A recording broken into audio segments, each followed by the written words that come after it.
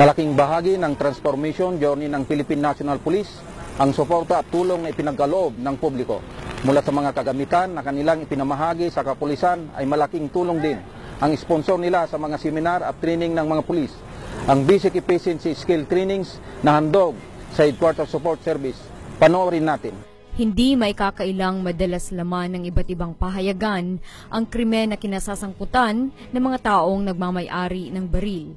Ang irresponsabling paggamit nito ay may malaking panganib na direktang makakaapekto sa kabuhayan at gayon din sa seguridad ng mga inosenteng mamamayan. Isang hamon sa pamunuan ng Philippine National Police na masawata o mahuli ang mga taong nasasangkot sa indiscriminate firing o walang habas na pagpapaputok ng baril, maging ito man ay lisensyado o hindi lisensyado. Pinaigting din ng kawani ng pulisya ang kakayanan ng bawat isa sa kanila sa wastong paggamit ng baril. Kaya naman inilunsad ng Philippine National Police Headquarters Support Service, katuwang ang Association of Firearms and Ammunition Dealers Incorporated o AFAD, ang programang Basic Efficiency Skill Training at libreng pagsasanay sa mga pulis upang sila ay mabigyan ng karagdagang kaalaman sa paghawak at pagbaril ng kani-kanilang mga service firearms. Actually, itong programa ng Asosasyon ng mga Firearms Dealer of the Philippines, it's our commitment to the PNP na magbigay ng assistance sa peace and order, lalong-lalo na importante ito sa kapulisan natin na araw-araw meron silang dalang baril. Kaya itong programa natin, tinuturo natin kung paano yun na tamang paghawak ng baril, yung safety, lalong-lalo na. Ine-emphasize natin yung safety ng paghawak ng baril at saka yun basic na para marunong silang gumamit ng mga baril nila. Actually, itong programang to, tuloy-tuloy ito, Naumpisa na namin to 2 years ago. And for this year, ito yung pinakauna namin na ginawa ulit. Sana sa programang ito, katulad nung sinabi namin na ang layunin ng asosasyon namin na talagang makipagtulungan sa PNP, una-una sa pag-train ng mga tao, sa pagbibigay karunungan sa mga taong lalo-lalo na may baril. Kung paano ang paghawak nito para hindi tayo makadisgrasya. Tapos bukod dito, yung mga programa na ginagawa rin namin na para mapaalam sa mga tao yun na paglisensya na importante na ang mga baril natin na ginagamit, lalo na yung mga nasa bahay natin, ay kailangan malisensyahan ng tama. Dagdag pa rito ay plano rin ng namumuno ng AFAD na ibahagi sa iba pang hanay ng pulisya ang kanilang serbisyo at kaalaman bilang mga eksperto sa larangan ng paggamit ng baril. Masusundan pa to sa pangumumuno ng aming presidente ngayon na si Joy Marcelo Jose, ang presidente ng AFAD. Masusundan pa ho ito at ina-expect ko namin na within 2 months, buwan-buwan, kung pwede, makagawa natin to, makakapag-train tayo ng mga ibang mga PNP personnel dito po sa loob ng Krame at sa iba-iba pong stasyon. Best, binubuhay ho natin ulit para mabalik yung ma-share namin yung experience ng aming mga membro sa ating kapulisan. Ginawa na ho namin to actually mga 2 years ago. Natigil lang ho siya during the up to 2014.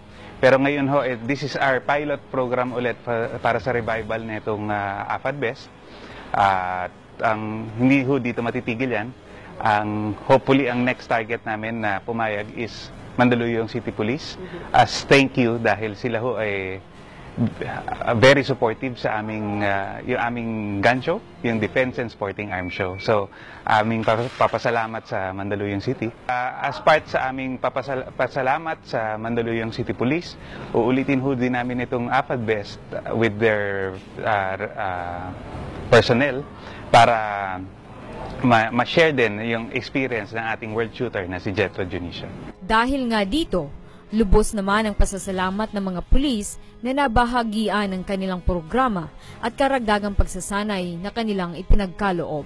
Ito po ay kapaki-pakinabang sa aming mga PNP members dahil nagkaroon kami ng pagkakataon na ma-enhance ang aming skills sa pagdating sa team. ang bala po kasi ay mahal. So ito, yung ginawa nilang activity na to, na nag-benefit po ang HSS, ay libre po ang lahat, pati ang bala at ang training po. So nagpapasalamat po kami sa AFAD, sa Association of Firearms and Ammunition Dealer, sa pagpili po sa HSS bilang una pong recipient nila for this year. At in behalf po ng aming director na si Police Chief Superintendent Phillips, at sa po ng aming mga kasamaan sa HSS, maraming salamat po kay Sir Jetro Junicio sa pagtuturo po sa amin ngayong ito. AFAD po, sa pamumuno po ni Miss Jocelyn Jose at ni Sir Rodriguez. Maraming salamat po at mabuhay po kayo. Patuloy ang paalala ng buong hanay ng Pambansang Pulisya ng Pilipinas, katuwang o kasama ang Association of Firearms and Ammunition Dealers sa mga mamamayan na maging responsable na gun owners at sa mga nagnanais na magsanay na humawak ng tama at gumamit ng baril, sumadya o makipag-ugnayan lamang sa mga gun clubs. Tayong mga tinatawag na gun clubs. Meron ng mga gun clubs na may mga shooting range. Yan, doon po sa mga shooting range nila, nagbibigay po sila ng mga services para maturuan kung paano humawak ng tama ng barel, paano maging responsibilidad na citizen, no? Kaya pumasyal po tayo doon sa mga shooting range na to, sa mga gun clubs na registered sa Firearms and Explosives Office at pwede ho tayo doon matuto kung paano humawak ng tama. Natatawagan niyo po ako sa Jethro International Shooting Range. Ang telepono ho namin is 372-9125 at saka 415-2695. Sa mga nagnanais o may planong magsanay sa paggamit ng kanilang baril, maaari naman po kayong tumawag o makipag-ugnayan sa opisina ng Philippine National Police Training Service sa numerong 723-0401, Local 5209.